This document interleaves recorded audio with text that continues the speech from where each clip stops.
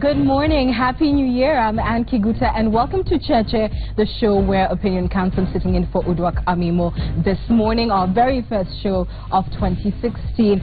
Very glad as always to be back with Mutegi Njao and David Makali, who are co-hosts on this program. Lovely to see you, gentlemen. Happy New Year. Happy New Year to you. It's so funny that we start the new year together, Mutegi. I'm beginning to think you guys are doing this on purpose. We're going to be together more often. I think you should shift from the night to the morning. I should shift. I'll think about it. We won't tell Uduak. We won't tell Uduak. Please don't tell Uduak. Uduak, please come back. And also on the program with us today, we're very happy to host ODM MP TJ Kajwang. TJ, Happy New Year. Happy New Year. Good morning. Good morning. Thank you for coming to the program. It's always my delight to be here. You know. Very glad to host you. And also now with a new title, the Deputy Majority Leader of the Senate, Kipchumba Murkomen. Feeling good, right? No, I'm not used to it yet, but I'm very happy to be here, and as always to be able to discuss issues of national importance. And thank you very much for inviting me. You are most welcome. Well, today we will be discussing CORD and ODM and opposition leader Raila Odinga's State of the Nation address, which he issued yesterday. We'll also be talking about an outlook for the politics in 2016. As you can see, it seems battle lines have already been drawn in readiness for the 2017 general election. So we'll be talking about these two issues on the program this morning. Let's kick it off with a general view, and I'd love to start with you, Makali. What did you think of Raila's State of the Nation address? Well, one would say expected. I mean, he's been griping quite a bit about the state of the country and, you know, the Jubilee administration. He raised very fundamental issues which have also dogged us the whole of 2015. And we don't seem to be going away or getting proper resolution. And for me, I think Jubilee ought to read that statement over and over with a tooth comb, because I think the issues that he highlighted are going to be the campaign issues 2016-2017. He's laid out his battle plan. Yeah. Okay, Mutegi, what did you think? I do agree with David. I don't know about claims that there are plans to rig the elections in 2017. But if you compare the delivery of Raila Odinga and Uhuru Kenyatta, Kenyatta's delivery was very lively and very good.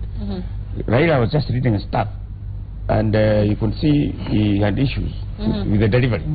But the substance, yes, there was substance. What do you think that's about? Believability? Do you actually believe what you're reading? You know, he should have done it in a way that you're convincing people. But when you read a statement as if you're reading... It was a very long statement. It was a long statement. The longest I think I've read.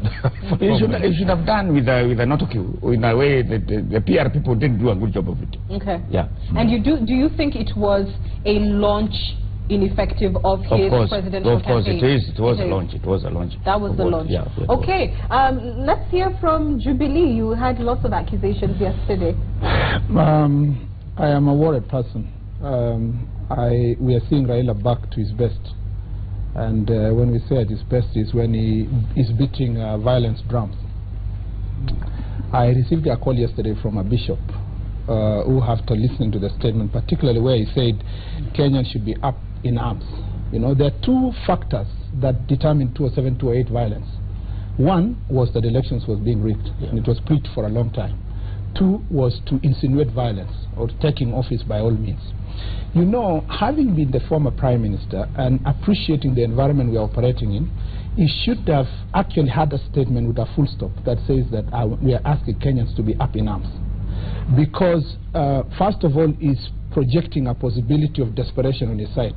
Some of the lieutenants have already said that he has the last bullet, you know, and a man who has the last bullet is as most desperate than anything else. So my concern as a politician, I've been here before the last elections, I'm here again just before the next elections. My greatest worry is to have a situation where we will say again, no Raila, no peace. Or, you know, a situation where we'll say that we must win elections by all means. If anything, we must play by the rules. And he understands, even if he doesn't hold office, he understands that he has a huge support. And once he tells those supporters that our elections are being rigged and we must arm ourselves, without explaining this arming what it is. I was seeing some friends of mine trying to explain that on social media that arms can mean anything. But you see, for a leader, for a leader of the Raila stature, that statement is calculated to remain as ambiguous as possible and to point to the fact that if the elections are rigged, then the alternative is violence. Two, is or rather to point to the fact that if he does not win the election, then he must have been rigged. He must have been rigged. Okay. Two is what Mutegi said. You can understand why he was struggling to read the statement. That was not his statement. And I want to challenge Raila to the face. It's not TJ. I want to tell Raila to the face that the statement he read yesterday was actually the same statement, word by word, that was carried by Nation on its editorial on 2nd. And it was written by a political business broker who actually funds his campaigns. And I want him to tell Kenyans... By the name? Well, it's up to Raila to now reveal to the Kenyans. We'll reveal in due course. But go and read that statement. Can that pass? The paragraph that says, Dear Mr. President, and the one that was on 2nd in Nation editorial, was the same sponsored by that broker. It's the same one that wrote the statement yesterday. I dare him to take me to court. And you're referring to the Nation of which day? Of 2nd, editorial of 2nd of this man. And I have facts, and I am ready to defend them. Okay, and then I suppose that's something our research team should be double-checking as we speak, the Nation editorial of the 2nd of this year. TJ, what does arm yourself mean? Well, first of all, I'm glad to be on national TV again at Citizen. And you're most welcome. To discuss issues that Kenyans seem to be grappling with. I intend to stay topical and discuss what, in my view, are things that I think someone out there really is struggling with this morning.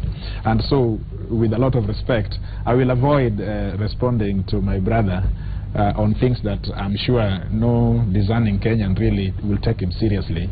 How about we be the judge of that based on the questions? Well, I think the people there will judge and they will make their comments. But allow me to say that a state of the address is a synopsis of what we as the CORD fraternity see as the scorecard that how Jubilee has performed and how it is that as we usher a new year, what it is we are putting on the table, what we are putting before the electorate, what we are saying we can do and we cannot do, or we can do better. Okay. And you go through the statement by my party leader.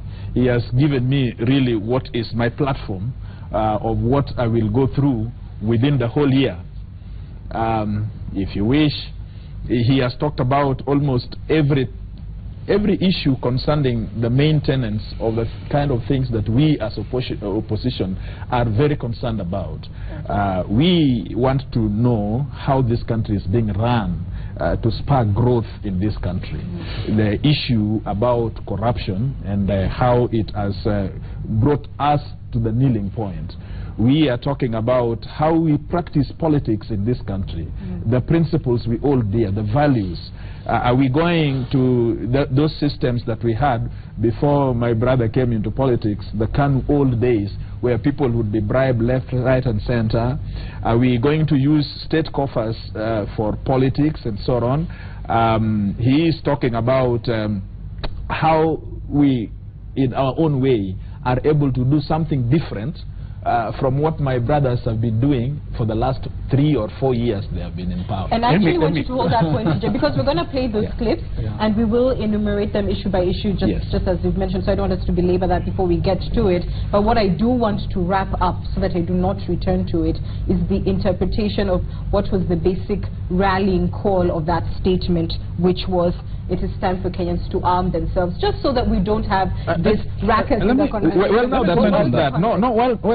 now that you bring up that, perhaps let me say this, that first of all, I do not know whether that was then the rallying issue, but fair enough.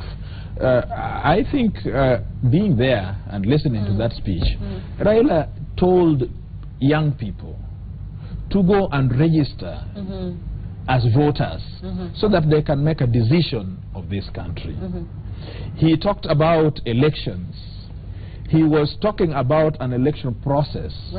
And so I do not know where this thinking may have come out. Right. You would really want to point me at it. Right. But I suppose that my party leader is simply telling our people that time has now come, that you need to know where your vote is, because you will be asked to make a decision between what has happened and what can happen. And he has previously said, because you've mentioned young people and them going out to collect their vote, to register as voters, etc. He has previously said that there is a challenge when it comes to youth, showing themselves in elective processes and the sort of death of civil society, if you like.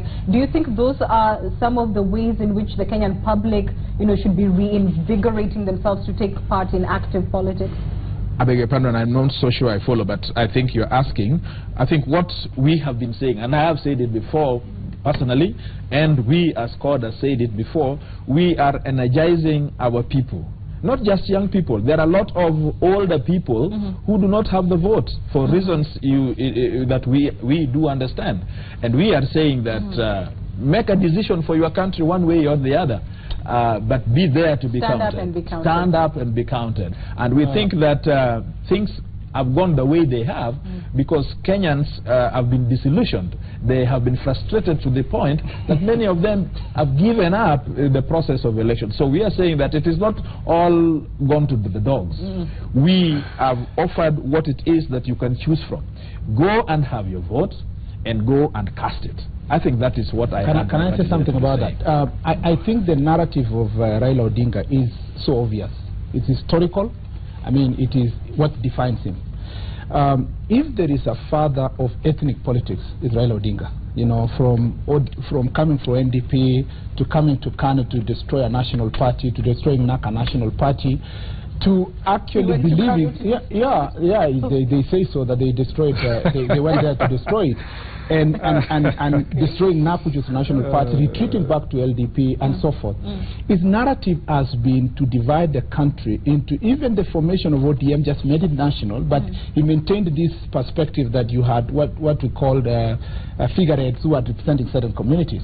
But the point we are trying to do now, unfortunately, one, this is the only time since Raila, since 2000 actually, when he joined KANU, that for the first time he is not able to raid the government of the day or the party of the day, but the party of the day is raiding his political turf.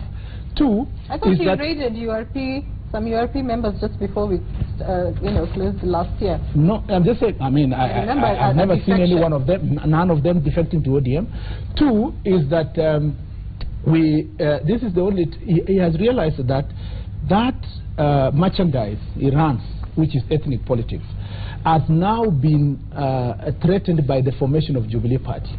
Now his argument that people must remain disintegrated in their own political groupings in their region, and this he has said it several times. In fact, I dare say that when it comes to Rift Valley, like saying that William Ruto has been bought. He has been bought to join government. He has sold the people of Rift Valley. But the only person who is on record for selling his political party and changing his fortune is Raila when he sold the NDP to KANU. And actually, that is not. Let me just complete. That he ultimately now understands why purchasing of people, selling of parties, making fortune using political parties and his ethnic community. But let me tell you this: when he tells Kenyans that William Ruto is a wrong person, he gives Harambes, he has been bought. Can he tell us how much he paid William Ruto to leave Kano to join ODM? Can he tell us why it was not wrong for him to lie to teachers that he was going to donate 100,000, which he did not donate to teachers? Was that not Harambee?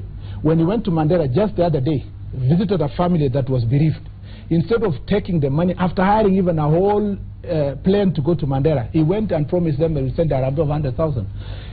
The fact that he affords 100,000 and another person affords $1 million is not an issue. And in any case, Raila is among the top richest people in this country. It's not for absence of having the money. So when he talks about Harambee, in any case, he's on record to having built a 1.2 billion house in Kisumu. Makali. So the question of his donations, his arguments about Harambee are actually fictitious and fallacious. Makali. Okay. I just listened to, Murkomen dissecting Raila's tracks and career.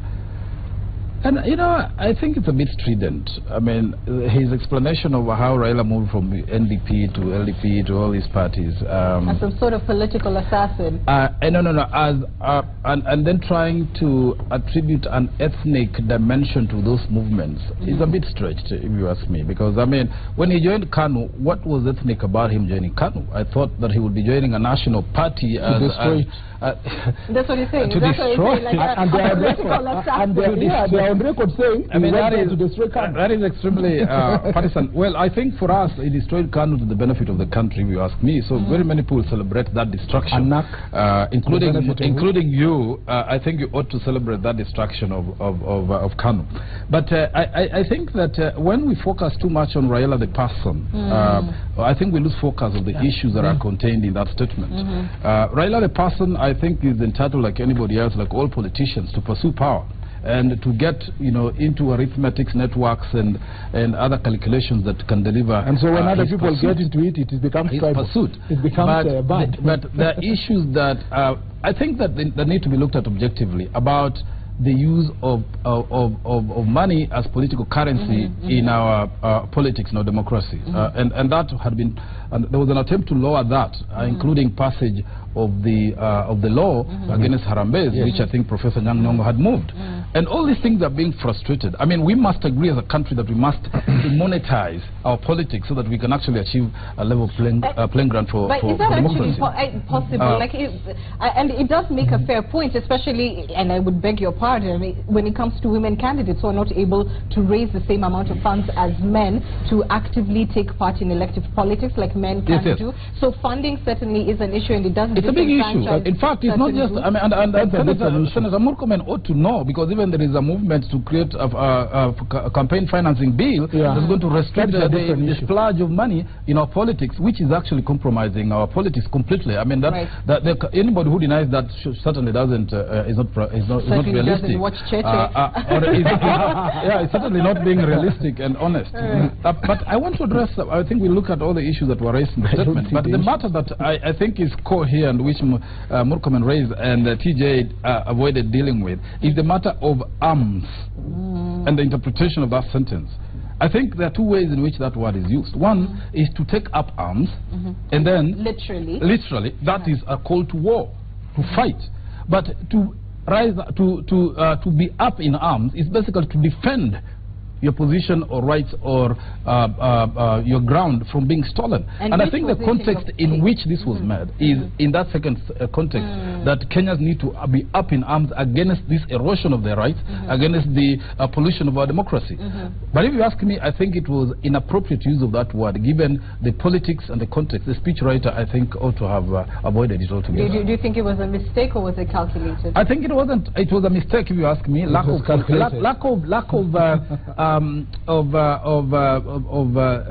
political sensibility around it, because that word and in the context of the strident tone of that statement was a bit misplaced. All right, Mutegi, do you want to comment on those issues? I'm surprised that the senator here is saying he sees no issues. I have not seen with the statement that issue. Are you saying? The other day I was here with the president of the Law Society of Kenya, and he gave me a list of bills that have been passed in Parliament that are returning us back to KANU days. Well, the worst one, the latest actually, is the one that says now the Kenya, the president's chief of staff, issuing a directive to the Auditor General that when you write a report, instead of taking to Parliament, first of all, give it to cabinet secretaries. Mutegi, can we listen to that clip just for the context of what you're saying? Listen to what Raila had to say yesterday about Jubilee's quote-unquote backward tendencies and dictatorial tendencies, in fact, if I may add. Listen. In terms of rights and basic freedoms, political bribery, authoritarianism, and the exploitation of ethnic differences for political gain, Kenya today feels like the Kenya of 1991. Jubilee has managed to take Kenya through its most significant political, economic and social regression since the early 1980s, when the KANU government implemented a series of measures that turned the country into a one-party kleptocracy, the stagnating economy and political oppression on an unprecedented scale. And if I might go on to add, he went on to say, and I quote, "Every crisis is being used to create repressive and retrogressive laws that strengthen the dictatorial hands of the president and weakening the citizens. When terrorism has struck, Jubilee has responded by attempting to introduce restrictive laws in the name of fighting terror," end quote. So, what does the Senate have to say about that? No. Can I say something? I'm not just here to be sitting. I think I must say something. Really, to be fair, this issue about taking arms or being up at arms is a central issue that I would want to see a clip on it to be able to be fair to respond. But I think that as I'm following from David, if we choose to discuss Raila and do a Raila bashing, we may put, and this is the mistake that we often do as politicians, we discuss personalities until we do not give the opportunity to the greater public to be able to discuss things which I think is the kind of things they grapple with every day. And that's what I was saying. That's what we're taking. Yes. That's the but thank you for that. Can I respond to that? One, let me start, I'll read something here, but let me start with the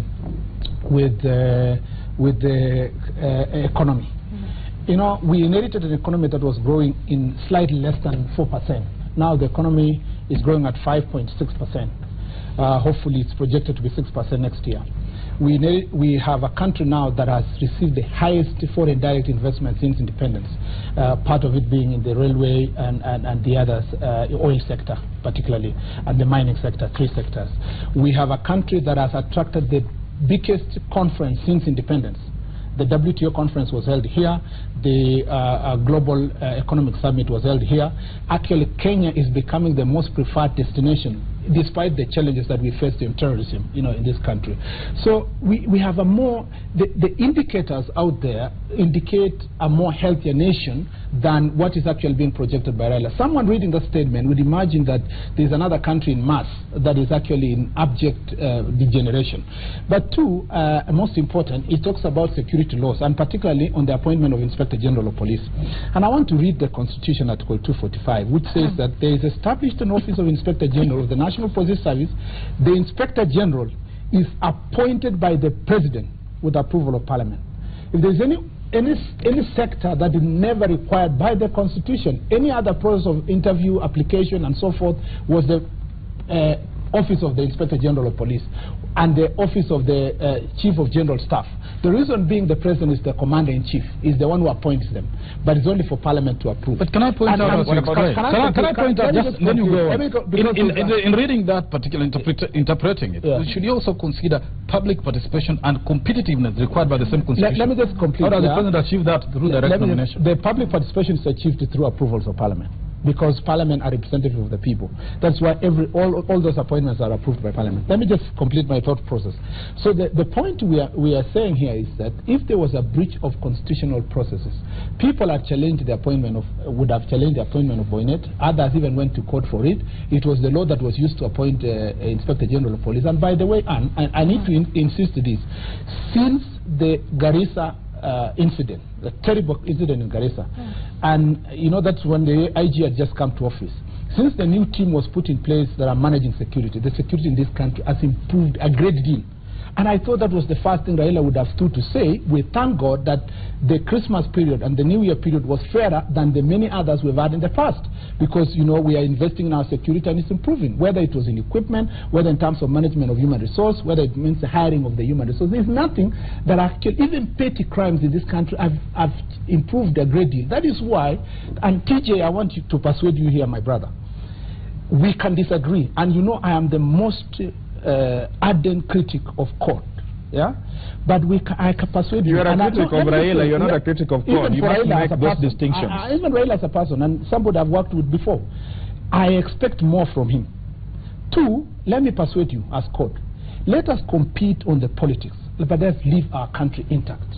What we are doing in Jubilee is we are trying to consolidate the gains we have achieved in uniting Kenyans. We think that as a political movement that we can form a one political party that Kenyans can identify with. I actually think, TJ, that ODM as a fair national outlook because of its history when we were part and parcel of that party. But what you people are trying to do by actually inciting Kenyans to either frustrate them that their votes are already stolen by 2017, even if it's a show of giving up by Raila, that he knows he will lose the election 2017. Let's not use a process. Because I want us to come back to that. I want you to deal, people. I beg your pardon, sir. I just want you to deal first with the question of the backward tendencies, and we'll talk about the economy and laws. We'll talk about the laws. And the last thing is about political movement. He talks about us taking Kenyans back to one political system. And we are given examples. And I have said so clearly that I am a strong believer of 1 or 2 or 3 political parties in this country that will mobilize Kenyans and on issue-based politics. 2 is that, yes, Jubilee coalition is already a coalition now. We want to move to one political party. Does that mean that Tinga wants to fold also code and join us? What about the appointment? What about the appointment of the judges? Let me just talk about judges. The judges, and I want to be very clear here. I know my colleagues and my Law Society of Kenya, which both of us and TJ have gone to court without consulting all of us. But anyway, I mean, they have a right. The point I'm trying to say here is that what we have amended, and TJ will tell you, is to actually give the JSC to nominate 3 people to be sent to the president so that he can take from one person. This is the advantage of that 3 people. 3. 1 is that the president will now, the JSC are the ones advertising and interviewing 3 Kenyans. You can't tell me, Mutegi, there can be no 3 Kenyans that JSC believe in, that 8 of them can lead. 2, if the president is going to reject one person who has been submitted to him, there is need for a fallback position where we have 1 or 2 other people that will start the process afresh. So to try to lie to Kenyans that the president will have a say, he would have a say. It's still the same JSC, just the way we appoint a chairman of commissions, that the president is usually given 3. Well, then he appoints 1. Obviously, the point here is that let the lawyer respond first. I mean, I do not know what happens sometimes when you get to power. Exactly. You may even simple issues of law and interpretation. David here does a lot of interpretation of law, and it does it much better than some of us, I think, who claim to be lawyers.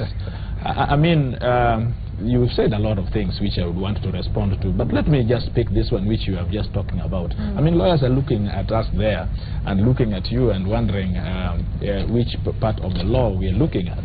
The Constitution in Article 166 says that the President shall appoint a Chief Justice and a Deputy Chief Justice on recommendation of the Judicial Service Commission and upon approval by the PON. The word there is recommendation. Absolutely. Now, JAC is an independent commission, which by the Constitution makes its own determination of issues of fact and law based on what is on, without influence by anybody. Now, when JSC picks 3 names, as the law seems to suggest recommends 3 names to the president. They have not made a decision. They have just made 3 names to the president.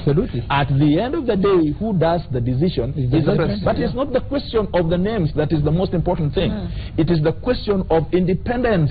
It is the question of non-influence of these institutions. In which way is that institution going to influence? When you give me, if you keep on interjecting, people may not hear. Please go ahead, TJ. When you have 3 names for appointments, all right, it means therefore that I have not made a determination of that recommendation, because there must be a singular determination upon which then the president. This is the only part of the Constitution in which the Constitution has directly decided that the president will be, if you wish, a rubber stamp.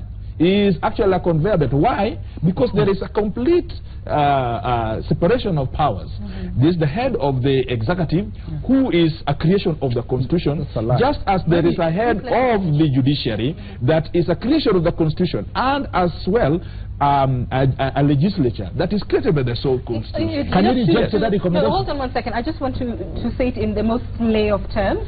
And correct me if I'm wrong. Basically what you're saying is that unless JSC arrive at one name and forward it to the president, then that anything else will not be a recommendation. You see, they will not have made a decision. JSC may, for example, give 3 names. One who did not even attend the interviews, or one who was third, and one who was first, and one who was second. And then, because you have 3 names, and one has to appoint one, he chooses the worst of them. The point can I read the Constitution? Let him read the Constitution. If you read Article 245 of the Constitution, 250, sorry, the appointment of chairmen of commissions and commissioners are done by the President on recommendation. On recommendation. If you go to the 166 on recommendation, 166, and we should not lie to Kenyans, talks about recommendation of JSC to the President. Recommendation does not mean determination. And that is what Tom is mixing up. Let me just complete. That is what Tom is mixing up. The President can, at the moment, the President can get one recommendation under the Act and can reject that recommendation and tell JSC to bring another one. Under which it's not absolute. Under the JSC Act. Well, you must be talking about a different constitution than what we know. This is now not just law but English interpretation, because there is no way the President can appoint anybody other than that who has been recommended by the Judicial Service. Absolutely. Is that correct? That's correct. So then, but he can refuse to appoint. No. He has no opportunity in the Constitution to do so. Because otherwise he has to appoint on recommendation. Once again, the recommendation, he must act on that recommendation. It has happened before. Can I conclude? The President... Well, it has happened before. The President has done a lot of constitutional things, I know. So the fact that it has happened before does not make it correct. Let's not lie to Kenya. There was a recommendation of 3 names for appointment in Kibaki, Raila under the new constitution. Those names were rejected and returned. That is why the other process was started where Mutunga became the CJ. So the President, it's not absolute. A recommendation to the President, he can reject that recommendation, but JSC will have to go through the process again of appointing another person. He receives it, he accepts or rejects. That is why the tidy process would have been to have 3 people.